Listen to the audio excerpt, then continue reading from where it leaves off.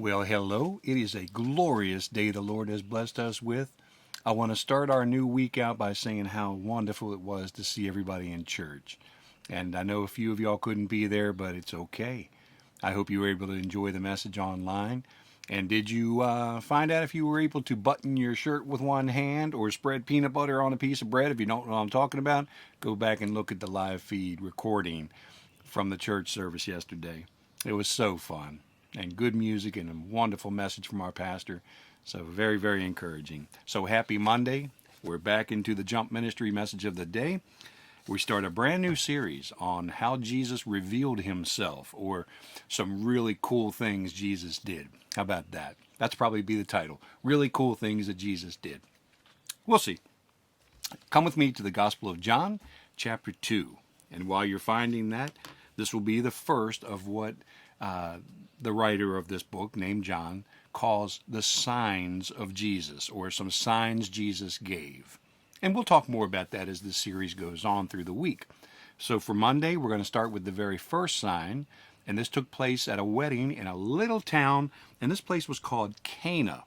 And before we read the story, I want to tell you what Cana was like. Cana was a very small, kind of obscure country little village, and it was near where Jesus was raised in the town called Nazareth. So you could walk there, and it wasn't a very long walk. Not much is known about this place, but we're going to see today and we're going to see tomorrow that some amazing things took place. So just because you live in a small little town like I do, I live down here in what's called Mechanicsville, and it's a real small town. You know what? Doesn't matter how big your town is. If Jesus shows up, amazing things happen. So that's our introduction. Now let's get into the story. Verse 1. Chapter 2, verse 1 in the Gospel of John. And let's practice real quick. Matthew, Mark, Luke, John. Okay. On the third day, excuse me, a wedding took place in Cana of Galilee. Jesus' mother was there, and Jesus and his disciples were invited to the wedding as well. When the wine ran out, Jesus' mother told him, "They don't have any wine." "What does that have to do with me, woman?" Jesus asked. "My hour has not yet come." "Do whatever he tells you," his mother told the servants. Now 6 stone water jars had been set there for Jewish purification. Each contained 20 or 30 gallons. "Fill the jars with water," Jesus told them. So they filled them to the brim. That means all the way up. Then he said to them, "Now draw some out and take it to the head waiter." And they did. When the head waiter tasted the water after it had become wine, he did not know where it had come from, though the servants who had drawn the water knew. He called the groom and told him, "Everyone sets out fine wine first, then after people are drunk, the inferior. But you have kept the fine wine until now." Jesus did this, the first of his signs, in Cana of Galilee. He revealed his glory, and his disciples believed in him. And there's a lot going on. So let's take this apart like we're taking a puzzle apart, not putting one together. Let me think. I guess we could be putting one together. There's a lot of pieces that need to come together, so I guess we can be building a puzzle. The first thing is where this took place, and I've already told you it took place in Cana. Oh, what a delightful breeze. Isn't that nice? I hope you're getting some fresh air today. Heavenly Father, thank you for this beautiful day. I think you should have started this devotional out that way. Just thanking you. I'm looking all around the woods down here. The sky is so blue, and I got distracted. Okay, here we go. Some things I want to point out to you. That this took place in a little bitty town that nobody even knows where it is today. All right, so it doesn't matter where we grow up. As I mentioned, when Jesus shows up, cool things happen. Okay, let's talk about this marriage feast.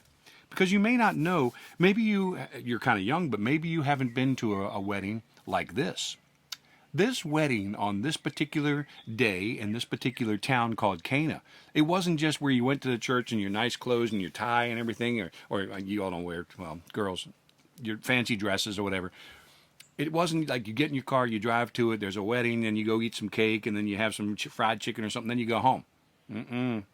This wedding, it took place usually in the evening time. And there was this parade. I don't know a better word to use, but it was like a parade after the wedding. And they took the longest way to get from wherever the wedding was to the home where the bride and the groom, the man and the woman, were going to be living. They would go through the streets at night. And they would have these big torches. These were like poles that were on fire. And they were carrying them and lighting it. And people were dancing and singing. And it was a big celebration. And you know what? This went on for a week. This didn't happen in a couple hours and you went home and then you got to watch TV and everything. No, this went on all week long. So now you're going to start understanding a little bit more about the story, because the wedding had just started. The celebration had just started, and they've run out of wine. And someone's thinking, they're teaching wine drinking in the Bible. Well, listen, in this part of the world, in this time of day when this was, they couldn't just go to a water fountain or go to their sink and turn water on. Their water was not clean. They had to be very, very careful. If they drank water, they could get sick. So what they did was they drank grape juice or wine, and it just made sure that they didn't get sick, and because the germs couldn't live in the wine. All right, so I'm not going to talk anymore about that, because I've heard people argue about that, and Jesus drank wine, so, stop, that's just silly. But the neat thing is, the celebration starts, and Mary, Jesus' mom, she might have been what's called a hostess. She may have been working with the couple or the parents, trying to make this a very special day for them, a very special week for them. And now we got a problem. They've run out of stuff to drink. And so this would be very embarrassing for the couple getting started. It'd be terrible because they couldn't eat, because there would be nothing to drink when you're eating. So there were a lot of reasons why Mary does what she does. And what's so cool about this story, there's so many things that are cool, but she goes to Jesus and she tells Jesus the problem. And that's okay. We're supposed to tell Jesus our problems. But look how Jesus reacted. He said, so what's that got to do with me? I'm just a guest here. I just showed up. What do you want me to do about it? It wasn't his time. He even says, it's not my time to reveal who I am yet. Okay, later on, we're going to find out that Jesus did reveal that he's the Son of God. But here, he keeps it kind of cool, kind of low-key. And he just, he didn't make a big deal. I don't think Jesus ever made a big deal about things, trying to get attention. He didn't have to. But look what happens. Mary, his mom, after she tells Jesus, and Jesus said what he said, she just simply walks over to the waiters, and she says, do whatever he says to do. You know something? That's the big part of this story, is how the waiters did exactly what Jesus said to do. He said, hey, see those water pots over there? Fill them all up with water. And water was very scarce. So they kept these pots around. Maybe they would catch rainwater in them, if they ever got rainstorms. And they were for washing your hands.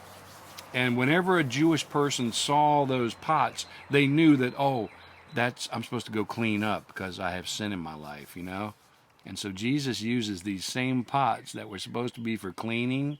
It's called ritualistic cleaning or purification rites. They were just rules they followed to wash their hands so they would think they were clean. Okay, I don't want to go too much into that because then I'll start preaching.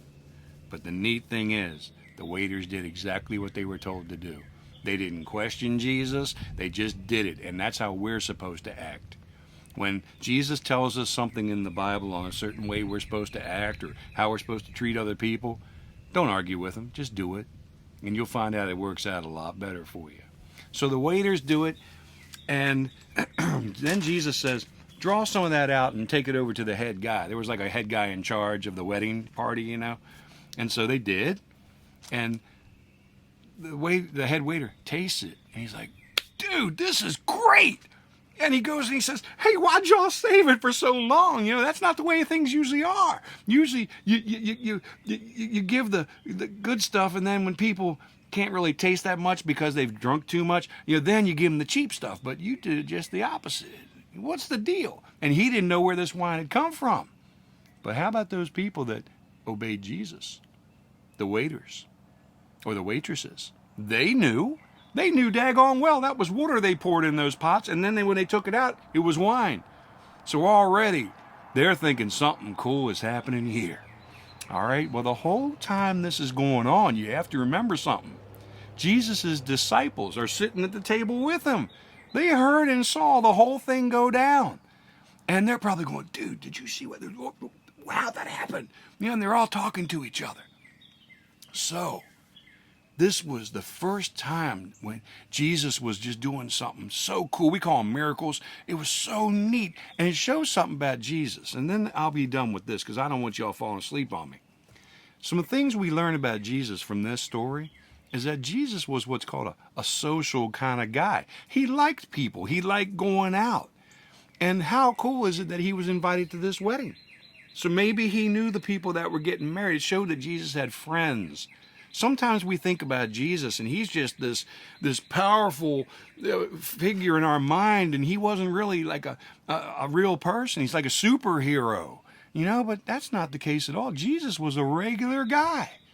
And he went to this wedding and he celebrated and he laughed and he sang songs and he loved being around people.